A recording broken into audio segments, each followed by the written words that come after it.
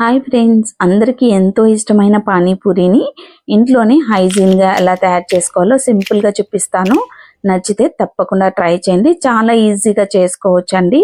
ముందుగా పూరీలు చేసుకోవడం కోసం అయితే 2 కప్పుల తెల్ల రవ్వ ఉప్మా చేసుకుంటాం కదా, ఆ ఉప్మా రవ్వ తీసుకొని దానిలో పావు కప్పు మైదా పిండి, కొద్దిగా తినే సోడా, అలానే తగినంత ఉప్పు వేసి బాగా మిక్స్ చేసుకొని కొద్దిగా వాటర్ని యాడ్ చేసుకుంటూ సాఫ్ట్గా తడుపుకోవాలి.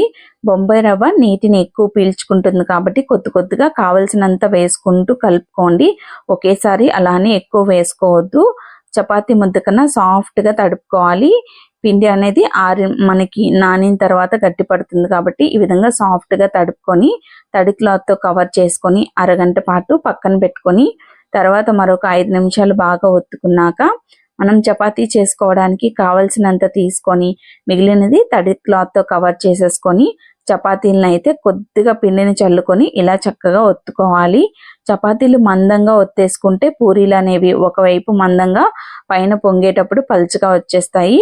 మరి పలుచగా ఒత్తుకుంటే అప్పడల్లా అయిపోతాయి. అలా కాకుండా ఈ మందం ఒత్తుకొని షార్ప్ ఎడ్జ్ ఉన్న రౌండ్ మూత చిన్న కప్పు ఏదైనా తీసుకొని ఇలా చిన్న పూరీలు కట్ చేసుకొని మొత్తం పూరీలు తయారు చేసుకున్నాక ఆయిల్ బాగా వేడైన తర్వాత మీడియం ఫ్లేమ్లోకి టర్న్ చేసేసుకొని ఒక్కొక్కటిగా వేసుకొని గంటెతో కొద్దిగా ప్రెస్ చేసుకుంటే బాగా పొంగుతాయి.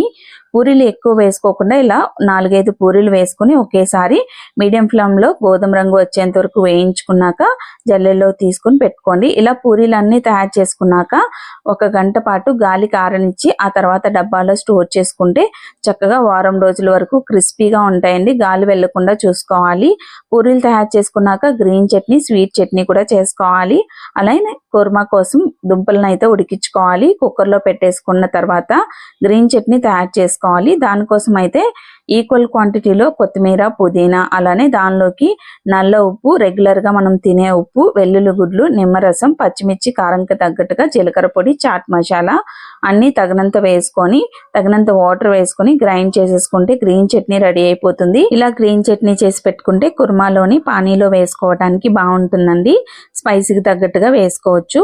బంగాళదుంపలు ఉడికించుకున్న తర్వాత వాటిని పీల్ ఆఫ్ చేసుకొని చూపించిన మసాలాలు ఉప్పు, కారం, ధనియాల పొడి, జీలకర్ర పొడి, చాట్ మసాలా, అలానే కావలసినంత గ్రీన్ చట్నీ, అలానే సన్నగా తరిగిన ఉల్లిపాయలు, కొత్తిమీర, స్వీట్ ఇష్టపడేవారు కొద్దిగా స్వీట్ చట్నీ, నల్ల ఉప్పు, రెగ్యులర్గా తినే ఉప్పు తగినంత వేసుకొని కలిపేసుకుంటే కర్రీ రెడీ అయిపోతుంది.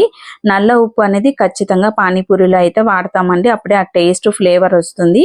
పానీ కోసం అయితే తగినంత చింతపండు రసంలో కారంకి తగ్గట్టుగా గ్రీన్ చట్నీ, తగినంత వాటర్, తగినంత నల్ల ఉప్పు, రెగ్యులర్గా తినే ఉప్పు, సన్నగా తరిగిన కొత్తిమీర, జీలకర్ర పొడి వేసుకొని కలిపేసుకుంటే పానీ కూడా రెడీ అయిపోతుంది. అన్నీ ఒక చోట పెట్టుకొని చక్కగా స్టఫ్ చేసుకొని ఎంజాయ్ చేస్తూ తినచ్చు.